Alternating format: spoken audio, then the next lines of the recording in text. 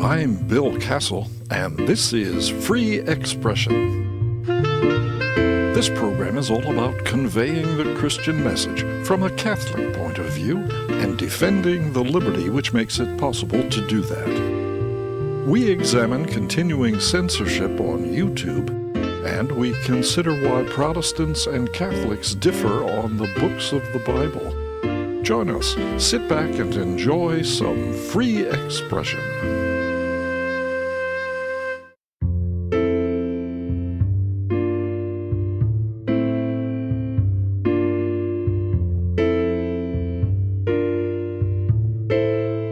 Recent months have seen some improvements in the prospects for the First Amendment. Elon Musk's acquisition of Twitter, now called X, along with Mark Zuckerberg's overtures to the Trump administration, have made social media a bit more hospitable to non-woke opinions. Appointment of free speech advocate Barry Weiss as editor-in-chief of CBS News suggests that we may see a revival of journalism's traditional ideal of reportorial balance. Yet, strange things do continue to happen in the media world, things that make it clear we're not free of censorship just yet. A Catholic online evangelistic ministry called A Message of Hope had been posting videos on YouTube for nearly 6 years when it suddenly found itself deplatformed on charges of spam and deceptive practices.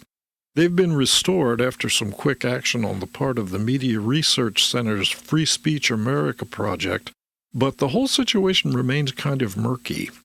MRC's assistant editor Luis Cornelio is here to help clarify things.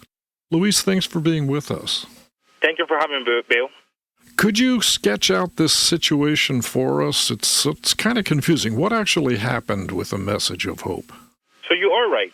Big tech censorship has decreased in the past few months after the 2024 election. But, we know that big tech companies have been promoting, left-wing propaganda for years now. Some of these social media platforms have issued letters and, carefully crafted statements vowing to uphold freedom of speech on their social media platforms. But you and I know the truth. Anyone, including Catholics and Christians, who get on their way will get punished for failing to adhere to their left-wing agenda. And what we have now is yet another example of big tech censorship against Christians. Now, YouTube shut down the growing channel of Monette Souza. Now, she's a young Catholic communicator.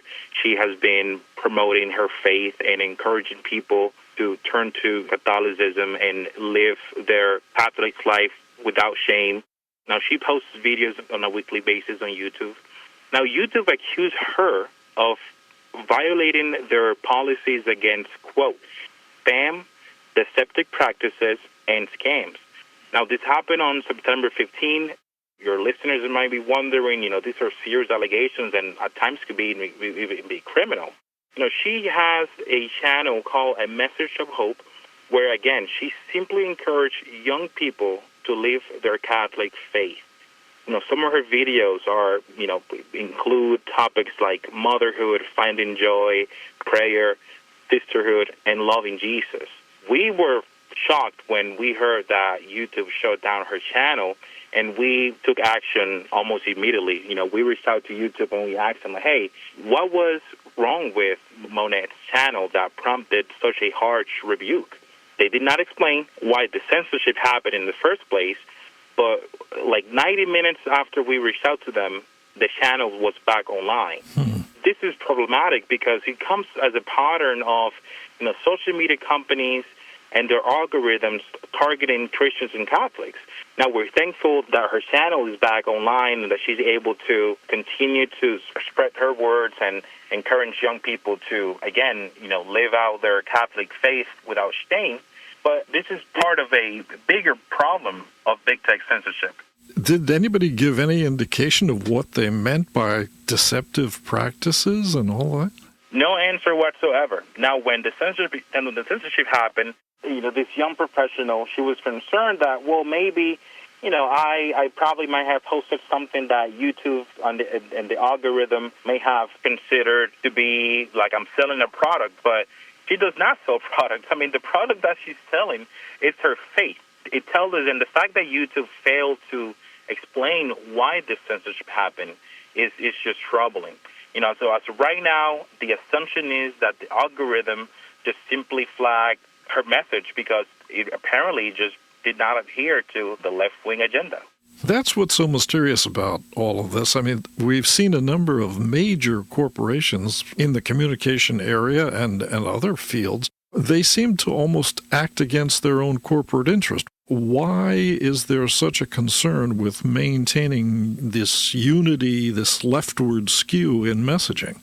Well, we know that at the Media Research Center, we released a report on 57 censorship initiatives created by the Biden administration in a way to, again, force people to adhere to a left-wing agenda and make sure that people did not post content on social media that ran against government-approved narratives. And what we saw was pressure from the government, from the federal government, in direct violation of the First Amendment, to pressure social media companies into censoring Americans. And again, the social media companies are more than happy to censor Americans on their own. They certainly do not need pressure from government, but it is a fact that it happened in the 4 years of the Biden administration, and we uncovered the evidence. We saw was just this huge government pressure into censoring Americans. And that could be a reason why some of these social media companies were just so inclined into shutting down content that ran against government-approved narratives or some things that just did not go into, left-wing agenda. Well, that, of course, raises the question of where are we now? I mean, is everybody just keeping quiet and making nice because Trump's in the White House? So what happens down the road? That could be a reason why. We know that, Donald Trump was very vocal against big tech censorship throughout the campaign. When the Media Research Center, for example, released a report that Google was actively promoting the websites of Democrats while burying the websites of Republicans, Donald Trump issued a very harsh statement and said that he was willing to prosecute Google and its executives, or even Meta and its owner, if they continue to meddle in the election through censorship. People were probably very concerned when President Trump was elected last year, and they probably decided, we had been very active in censorship, so we need to come clean out, and we need to undo some of these censorship initiatives that we were more than happy to carry out for the 4 years of the Biden administration. What is the situation with the message of hope now? They have been restored, but is it your sense that their position is secure, or do you feel that they're still under the gun? Well, Monet was very vocal. She took to Instagram, I think it was, to decry that her YouTube channel had been censored. Again, we reached out to YouTube. The channel has been restored. Thank God. She posted a video that, I encourage people to go and listen and watch, where she just says she's doubling down on her goal of promoting her Catholic faith, and she's not going to be discouraged from continuing her goal. So her YouTube channel is back online. We are going to keep monitoring whatever happens with YouTube and this algorithm censorship and how it is targeting, Christians and Catholics. So we're thankful that her channel is back online. But there is reason why some people might be skeptical of YouTube and other social media companies, because this is just part of a bigger pattern of censorship. Now, at the Media Research Center, we have a censor track, which is a database. It's a unique database of censorship cases. I have a few examples of how social media companies have targeted Catholics and Christians, without shame. Yeah, well, over the last few years, we've certainly heard about a lot of these cases, but if other content providers should find themselves in similar situations, can they get a hold of you guys and maybe get some help? Absolutely, yes. So we have our website, we are the, MRC Free Speech America, and our website is mrcfreespeechamerica.org. We have a central track database there, and there's a section where people can reach out to us directly. We also encourage people that whenever they are censored, take to other social media platforms and make sure to sound the alarm when you feel like you have been targeted, and because we are more than happy to take action and take big tech companies to task whenever they censor Catholics and Christians. Luis Cornelio, the Media Research Center, thanks very much for talking about this. This is something that people might run up against. They may need your help. Thank you for having me, Bill.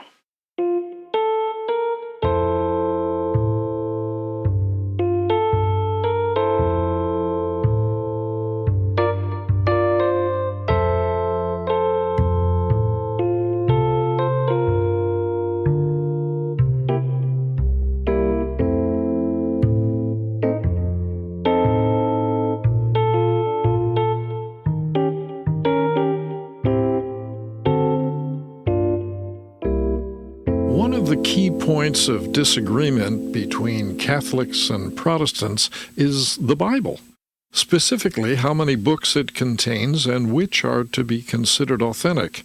For Catholics, the canon, that is to say the accepted collection of scriptures, consists of 73 books. Protestants, on the other hand, accept only 66. What happened to the missing 7? Why did Martin Luther and other Protestant founders reject them?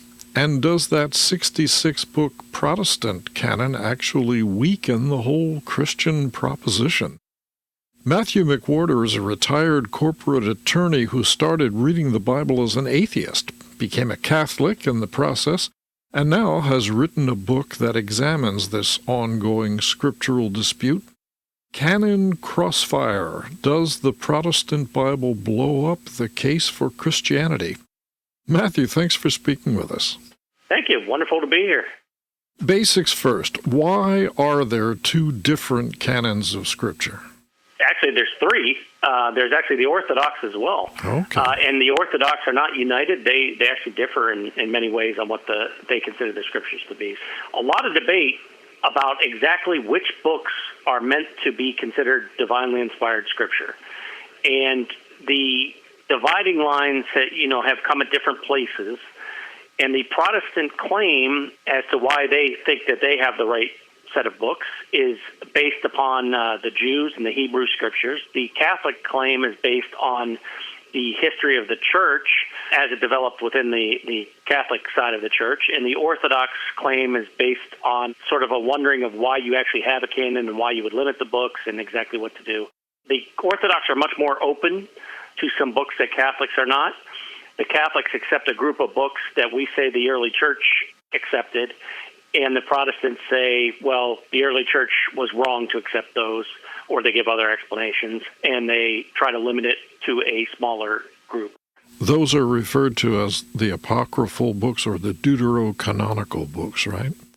Exactly. So the Protestants call them apocrypha, but that is an insulting conclusory term that they're not authentic. I use that phrase a lot because my book is really directed at the Protestant audience. As a Catholic, you recognize that they're actually trying to win the debate before they even started by using that term. But how did this whole quest of yours come about? You were not a believer at the time you began this research.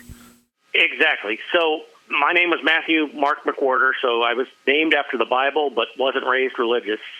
Late in life, I had medical problems. I decided to start looking into the books I was named after, and that's when I discovered, well, read what? There's different translations. There's totally different commentaries from different church denominations. So if I wanted to read the whole Bible, I had some choices to make. And the way this all came about, I started reading Matthew and Mark first, and I kept going forward through the rest of the Bible. I got more and more interested in it, and I started wondering if it was true. So sort of simultaneously, I'm looking into those books that tell you that Christianity is true. Lee Strobel's Case for Christ, Josh McDowell's Evidence That Demands a Verdict, and other such books that give you corroborating evidence that show that Christianity is actually a historical event, that Jesus was born, he did live, he was crucified and died and was buried and rose again, etc. The evidence that shows that was true. So I sort of had 2 questions at the same time, which is, what Bible am I supposed to be reading, and is this all true? And I think it's because I was looking at those questions at the exact same moment that I saw something that people are not otherwise as focused on, which is that the Protestants who wrote those books, who show you all the evidence for Christianity, are simultaneously telling you that these other books, so they say the Gospels have all that evidence, but these other books don't have enough evidence for them to believe. And if you're a skeptic, you're like, well, that's the place to attack. If I can show that the evidence for these other books is equal to or exceeds the books that the Protestant believes, I can show that the Protestant himself admits that his case is not proven, that it's not enough evidence. I realized that as I say, I was also looking at other elements of Christianity, so I realized this was a problem only with the Protestants, but it is a problem. And I sort of became fascinated with it, started doing all this research into the question, and that's what led me down this. But it is the connection of those two things that seems to be unappreciated, that actually Protestants can't prove that Jesus Christ rose from the dead. We can, because we accept these books, but they who reject these books and say that those books are not authentically apostolic have to somehow try to claim that while there's equal or better evidence for these books, I don't believe them, yet I believe the lesser evidence for some of the New Testament. So that's the crux of the canon crossfire that my book is devoted to. Let's look into that. What is it about rejecting those 7 books that you see as undermining the case for Christianity? It starts with this simple question of why aren't they in the Bible? Here you have to distinguish a little bit between, Protestant is a label. There's different groups of Protestants. Right. And then even within a church, people have different thoughts and opinions, etc.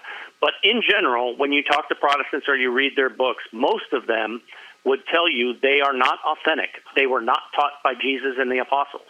And if that's their claim, we now have something to compare the evidence that they claim is enough to show that the Gospels, for example, are truly apostolic, that Matthew comes from an apostle named Matthew or an apostle, etc. They claim to have enough evidence to prove that. Well, here are these other books.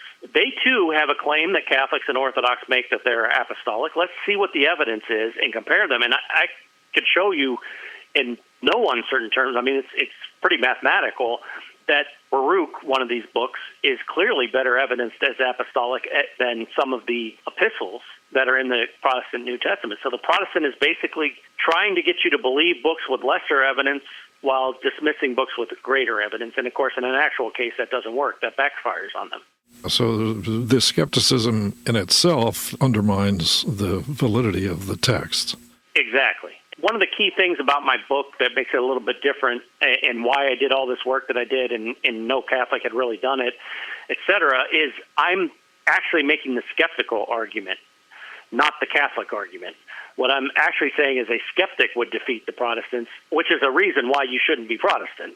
That doesn't fully establish all the rest of the case, but it does create a huge problem for Protestants as they're trying to argue is, if you ever talk to them, they're always trying to make this into a discussion about the Catholic Church, right? And so they want to talk about things that come far after the early church, et cetera, and none of that matters. This case for Christianity and the Protestant claim about these books, it all relates to the early church. Mm-hmm. And the question is, what did the early church show us? And as I say, it's the same or better evidence. So that's the crux of it. That's what I'm trying to pull them into that case and discuss it within that case because it does several things. One of them is it forces them to be honest. They're talking about the same pile of evidence, but in their mind they have a bias, which is the bias, one, that they believe the 66 books, and 2, that they reject these other 7 books. So they're failing to realize that they're actually talking about the same evidence. Mm-hmm. And they're making very judgmental claims towards the 7 books and not realizing that will be held against them in the case for Christianity. It's basically the simplest legal advice, which is that everything you say is going to be used against you in a court of law. You hear it every time somebody's arrested, but I try to bring that to this debate. Yeah, you really are taking a sort of lawyer-like approach to this whole question. It is, and it's an odd thing. Normally you try not to be too lawyerly, but it is so basic and people are so familiar with it that it does work whenever I've talked to Protestants. This is a topic that fascinates them. They love Scripture. They love talking about Scripture, and they desperately want to prove that they have the correct Scripture.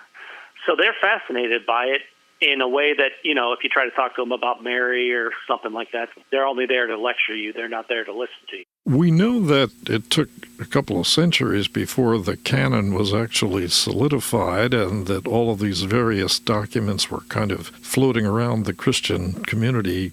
What's your sense of how the books actually were written? Did someone intentionally sit down, the gospel writers, and think that they were writing for the ages? What was in their mind? What did they think they were doing? So let's take one step back, because you actually are assuming something that many Protestants don't grant.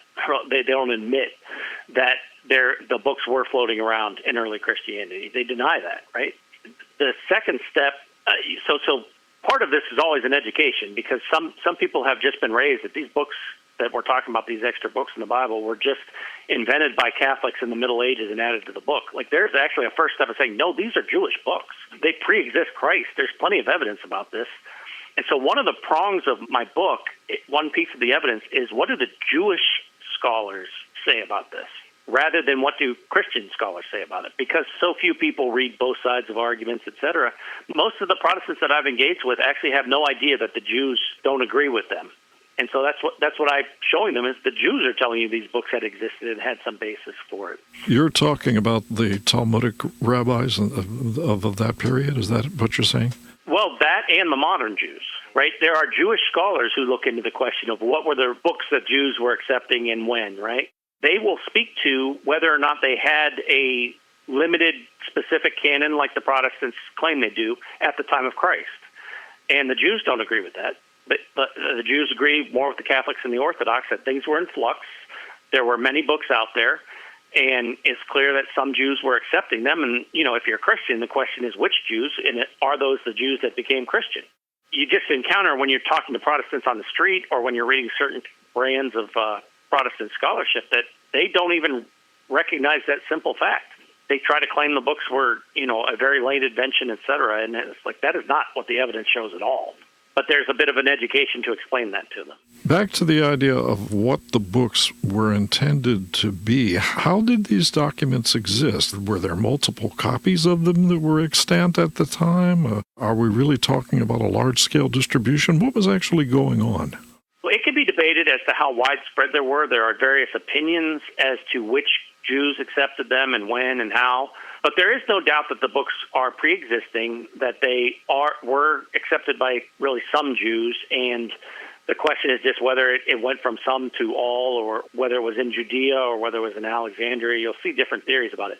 My answer to all of that is I don't care, which is a little bit different than most people's, but it starts with the point that if the Bible shows me that the Christians accepted those books, that the apostles accepted those books, then I know that at least they were there for the apostles. Like, whether they were there for all the Jews in all the world for all time is simply not my question as a Christian, right? I think people get confused about this. We care about the Jews, certainly, and what the Jews accepted, but the real question is, what is the Christian scripture? If you're being shown that the apostles accepted them, that is a huge part of that answer that actually is not really, the rest of it kind of becomes irrelevant. If it was accepted by Jesus and the apostles, why do we care whether the Jews in Alexandria accepted it? Again, that's a bit of a unique approach. I'm not claiming that that's Catholic theology or anything, but for purposes of this book, my focus is on, did the Jews who became Christian accept these books? Can we see evidence of that in the Bible? Well, what's the bottom line on this? What are you hoping to achieve with this? Do you wish to bring more people to the Catholic faith? Is it an outreach specifically to Protestants? What are you doing? It is an absolute outreach, and that is what I'm focused on, but it is a more limited outreach. It is the simple, most basic question of what is the correct Bible. In the back of my head, there is the point that should cause Protestants to start questioning an awful lot, because everything they believe is based on the Bible. They call themselves Bible-based Christians. Mm-hmm. If you don't have the correct Bible, everything you believe is then in jeopardy from the very beginning, from the foundation. Protestants who know about the canon and have read about the canon, seminary students and teachers, etc., they know this. They actually start every book that they have on the canon by saying, everything we believe, every single belief depends upon us being right about the Bible.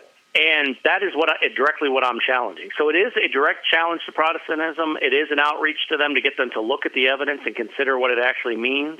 But it's at a fundamental level. It's at a foundational level, not at a higher level. So I actually try to decatholicize the discussion. It doesn't really have to do with Catholics. It has to do with the Catholic Bible. It has to do with the books. And if I can show them that the Bible that they've been taught from is wrong, well, we'll see where that leads, right? That's my approach to it, is just to talk about the one topic, focus on it, and address it, and try to get them to just realize that their debate is not Protestant Bible versus Catholics. It's Protestant Bible versus the early church.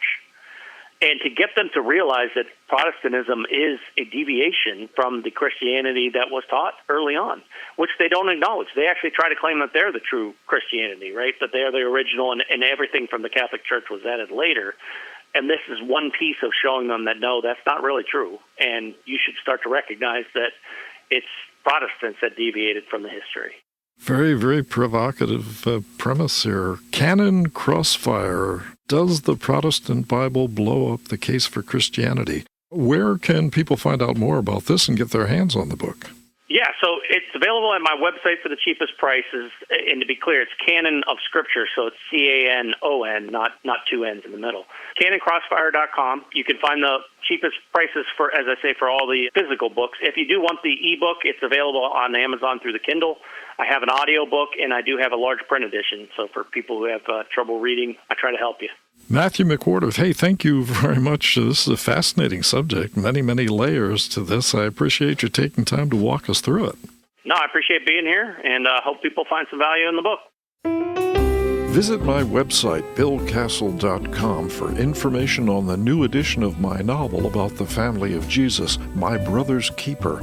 You can read Chapter 1 free of charge and listen to some audio excerpts. That's BILLKASSEL, all one word, billkassel.com. Be with us next time when we explore other aspects of religious communication and look deeper into the great Christian heritage of free expression. Free Expression with Bill Kassel is a production of Good Shepherd Catholic Radio and Company Publications, where good books, good music, and good radio are always good company. Dan Curris provided technical assistance. Theme and incidental music are by Dan Adam. The program was produced and directed by Bill Kassel. This is Good Shepherd Catholic Radio.